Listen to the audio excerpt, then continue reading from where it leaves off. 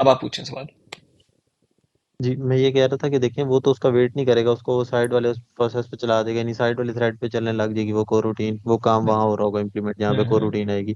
हम्म। तो उसको जब वो स्किप करके कोड आगे जा चुका होगा, भी हमारे पास ऐसा हो कि नेक्स्ट कोड के अंदर ऐसी कैलकुलेशंस हमें चाहिए हो जो ऊपर जो सेपरेट कोड सेपरेट थ्रेड पे से आनी थी, तो वो टाइम लगा दे और ये यहाँ तक पहुंचे, तो ये उसका वेट करेगा तब तक। ये आपने बहुत ही अच्छा सवाल किया है, और ये एडवांस सवाल है एक्चुअली। और नहीं, वो वेट नहीं करेगा अनलेस कि हम इसको बताएंगे अब तुमने वेट करना है। ठीक है। और अच्छा तो वेटिंग वाले देखें काम। वेट। हम्म। जी। पूछे पूछे। जी क्वेश्चन में ये करने लगा था, उसके बाद देखें फिर तो हमारे पास अगर इस तरह हो कि उसको वेट करना पड़े, तो फिर तो थ्रेड का इसका कोरूटीन का फायदा ही नहीं रहेगा, वो तो फिर भी डिले देगा कि वो इंतजार कर रहा है उसका। हाँ, ये आपने अच्छी बात की है कि वो डिले तो देगा, लेकिन अब चीज ये है कि आपकी मेन थ्रेड जो है ना, वो स्टक नहीं होगी। वो जो जो भी काम चल रहा है पीछे, वो काम चलता रहेगा, मेन थ्रेड आपकी स्टक नहीं होगी। तो आप क्या कर सकते हो मीनवाइल, आप यूजर को वो स्पिनर दिखा सकते हो कभी मैं कोई प्रोसेसिंग कर रहा हूँ। अच्छा हाँ ठीक है। ठीक है, जो लोडिंग वाला नहीं होता, सर्कल से घूम रहा होता। जी अब मेन थ्रेड पे अगर आप ठीक ये है। काम कर लें, तो वो स्पिनर से घूमेगा ही नहीं, क्योंकि वो सारा आपका हम्म। जो मेन थ्रेड है वो उस काम को करने में फंसा हुआ है। तो वो मेन, वो जो स्पिनर को रोटेट करवाने वाली प्रोसेसिंग है, वो नहीं कर सकेगा। तो कोरूटीन में ठीक है। शिफ्ट करने से क्या हुआ कि मेन थ्रेड आपका फ्री है। मेन थ्रेड पे अब आप कह दो कि स्पिनर को रोटेट करना शुरू कर दो, तो वो स्पिनर को रोटेट करना शुरू कर देगा। और मीन वाइल आपकी कोरूटीन चलती रहेगी एक अलग उस पे, थ्रेड पे। ठीक है। और फिर जब ठीक है। आपकी वो प्रोसेसिंग खत्म हो जाएगी, आपके पास रिजल्ट्स आ जाएंगे, फिर आप मेन पे शिफ्ट करेंगे और आप कहेंगे कि ओके, अब प्रोग्रेस जो थी, जो लोडिंग वाला वो था सर्कल सा, उसको कर दो गायब, और मेरा रिजल्ट उसी जगह पर डिस्प्ले करवा दो। समझ गया मैं। ठीक है। ओके। जी। सो अब आपको यहाँ पे वो बात समझ में आ गई कि ये मैंने विद कॉन्टेक्स्ट यहाँ पे क्यों लिखा हुआ है और यहाँ पे क्यों जी नहीं लिखा। मैं यहाँ पे भी समझ लिख गया मैं। सकता हूँ और कोई डिफरेंस नहीं आएगा। मतलब कि मैं अगर यहाँ पे लिखूँ, क्या मसला है, विद कॉन्टेक्स्ट, और इसमें मैं करूँ dispatches डॉट मेन, और इसके अंदर मैं लिख दूँ ये वाली चीज़। ठीक है। तो ये भी ठीक है, इसमें और उसमें कोई डिफरेंस नहीं है, लेकिन अब आप एक एक्स्ट्रा का काम कर रहे हैं जो कि आपको करने की जरूरत नहीं थी, क्योंकि आपको पता है ठीक है। कि टेक्स्ट भी एम्प्टी करना है आपने और ये भी एम्प्टी करना है, और ये आप एम्प्टी वैसे भी कर सकते हो। इसने जो भी काम किया कोर जी रूटीन ने, आपको उसके रिजल्ट की जरूरत नहीं थी। ठीक है।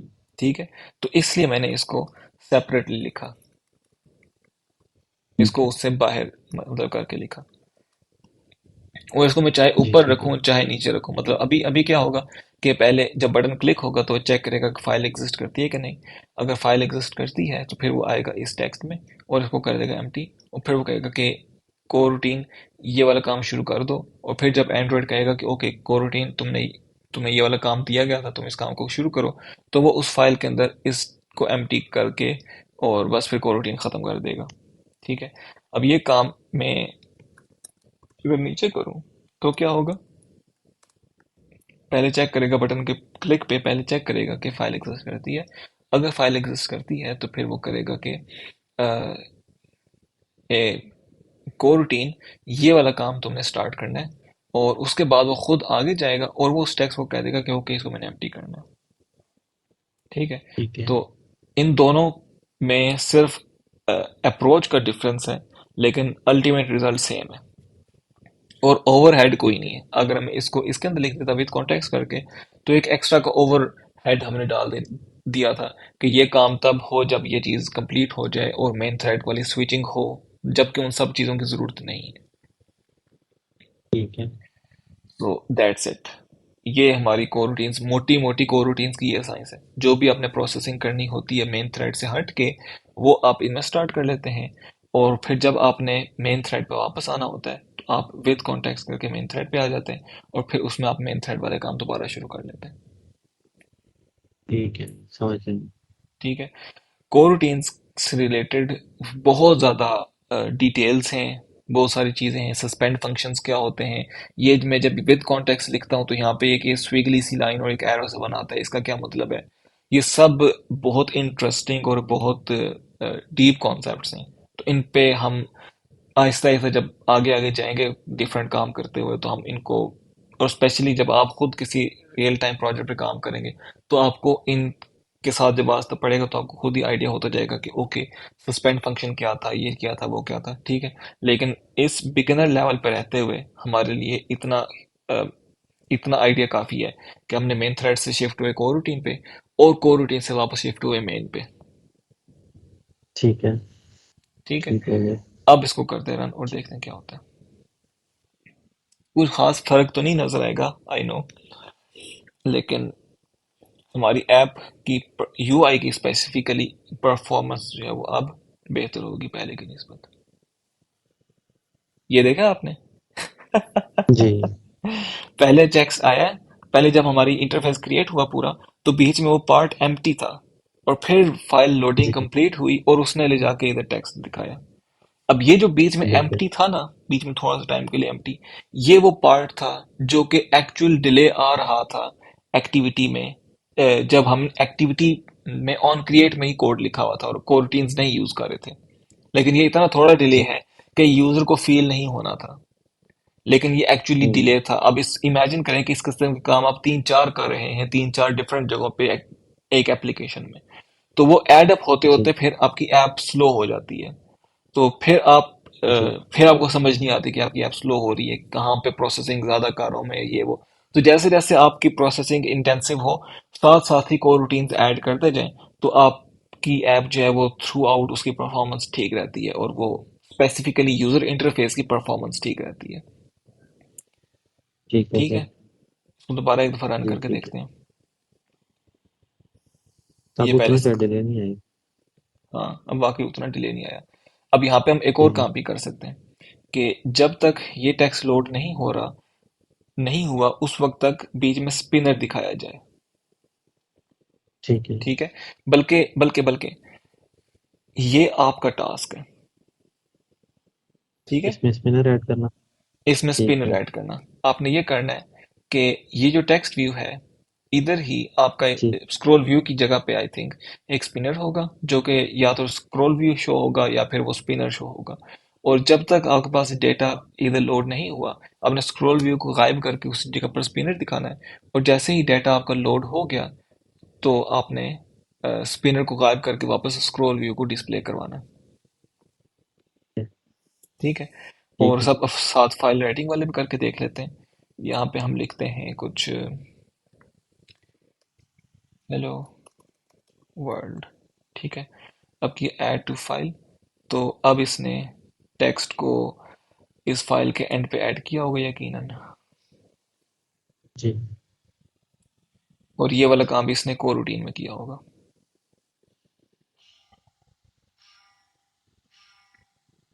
ये देखें, एंड पे हेलो वर्ल्ड लिखा हुआ है इसने। हाँ, ठीक।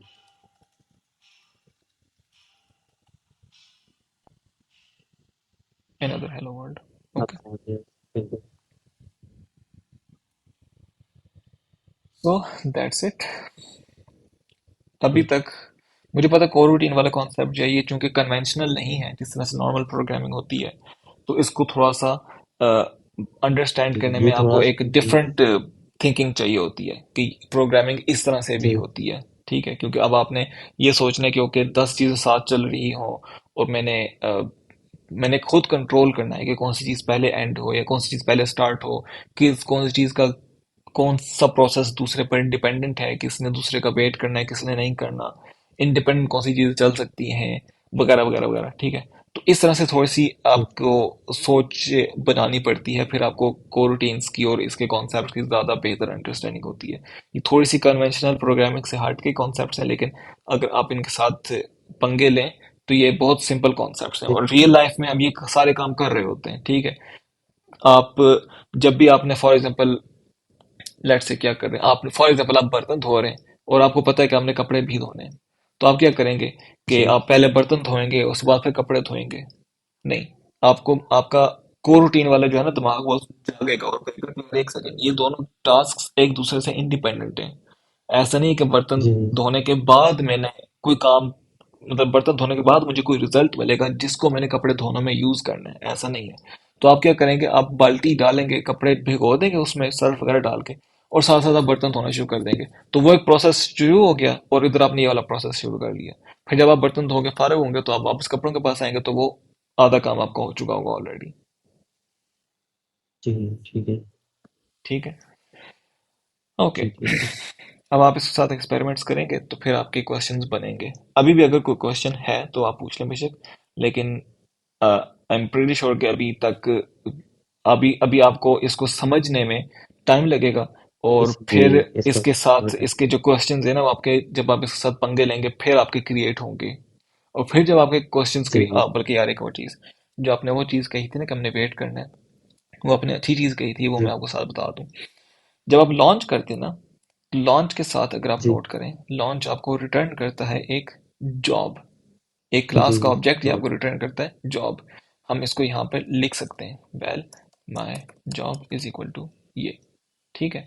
अब अगर आप चाहते हैं कि ये ठीक है। प्रोसेस खत्म हो और फिर दूसरा प्रोसेस खत्म हो और फिर कोड आगे चले, तो आपको लिखना है माई जॉब डॉट ज्वाइन, ये ज्वाइन। ठीक है। ये जॉइन वो काम है हम्म, जो कि थ्रेड्स को वेट करवाता है। लेकिन अब आप नोट करें, ये आपको एरर दे रहा है। क्यों? क्योंकि ये जी काम आप कर रहे हैं इस वक्त मेन थ्रेड में। वो कह रहे हैं कि यार ये काम आपको ठीक एक है। सस्पेंडिंग फंक्शन में करना चाहिए। ठीक है, सस्पेंड फंक्शन यूज करें ज्वाइन करने के लिए। क्योंकि यूं अगर आपने कर दिया तो इसमें, और वही आपकी वाली बात कि इसमें और उसमें वो जो प्रोसेस था पहले जो हम कर रहे थे कोर रूटीन से, अब इन दोनों जी में कोई फर्क नहीं रह जी गया, क्योंकि अब आपने मेन थ्रेड पे जाके ज्वाइन करके वेट करना शुरू कर दिया। तो यूआई फिर से स्टार्ट हो गई। जी ऐसे ही है। ठीक है। तो ये ज्वाइन वाले काम जो है ये आपके एक और थ्रेड में होते हैं। लेकिन एनीवेज, ये मैंने आपको साथ में चाह के, आपने चूंकि अच्छा सवाल पूछा था तो मैं आपको बता दूं। तो इस तरह से जब आप एक्सपेरिमेंट करेंगे फिर आपकी चीज़ें बनेंगी, कौन सा थ्रेड किसका वेट कर रहा है, कौन सा किसका नहीं वेट कर रहा। और फिर आप के सवाल बनेंगे, फिर आप आके मुझसे पूछ लें। ठीक है। ठीक है। ठीक है। Anything else? नहीं बस इस पे अब करता हूँ प्रैक्टिस इंशाल्लाह, और तो फिर जो क्वेश्चन होंगे वो पूछ लूंगा। ओके। चलो ठीक है, फिर नेक्स्ट क्लास में ठीक है मुलाकात होगी। ओके। अल्लाह हाफिज़।